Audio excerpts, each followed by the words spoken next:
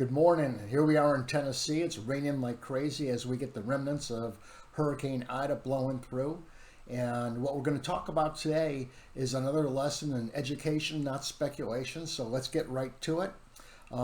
It's long been said that you get what you pay for, or Tinstoffel, which it translates as there is no such thing as a free lunch.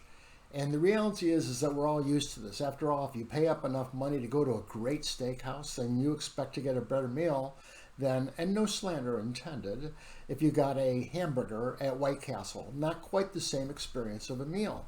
And this ricochets to the rest of our life too. We believe that if we hire an expert, that we get a better piece of advice than if we hire somebody who has just been in the business for a week or two. But let's see if that applies in the investment industry. So there was a study done a number of years ago, and what they did was they looked at over 2,000 fund managers over a period of 32 years, which is a pretty long time. I think we can feel pretty confident in the data there. And they basically had a very basic question. And the question was, how many managers out of these 2,000 plus managers actually earned enough money to justify the money that you paid them, not just for their advice, but for their execution of the trades and so on, and everything else that they did. And unfortunately, the answer was that at the end of all these years, 32 years, pretty much of a lifetime of investing for most people, that there were only 12 managers that were able to create enough reward to justify what you paid them. And how much of a reward was that? Less than 1% on average. The real problem is that when you look back upon all of these managers, there was no way to tell which manager would be one of the lucky few. And luck is truly the word for this. We're talking about less than one manager out of 100, far less. So your chance of running into them is pure luck. Well, let's look at another slide and see, getting a little bit more of advice about this. Hedge fund managers have always been touted as having access to more expertise, more data, better people to hire and so on, because they're part of the 2 and 20 crowd.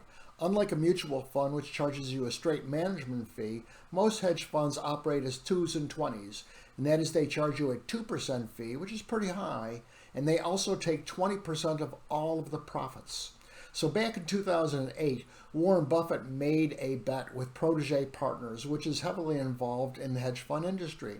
And he said, look, over the next 10 years, I'll take the S&P 500, and you guys, with all of your expertise and all of your data, can go ahead and hire the 5 best fund of funds hedge fund managers.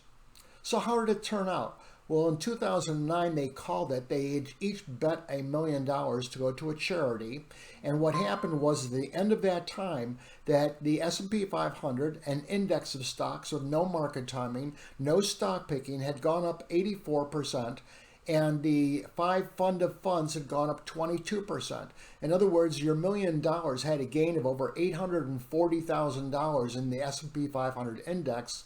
And all these geniuses inside these hedge funds of funds had produced only $220,000, barely over 1/4 of the return.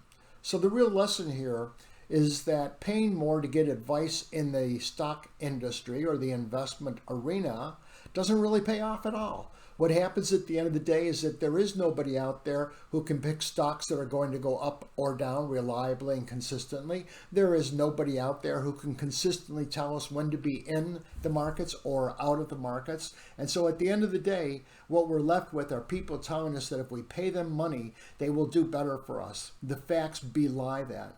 I hope you've enjoyed this next lesson in stories, myths, and outright lies, or how money moves from your pocket to their pocket. Have a good day. Be well.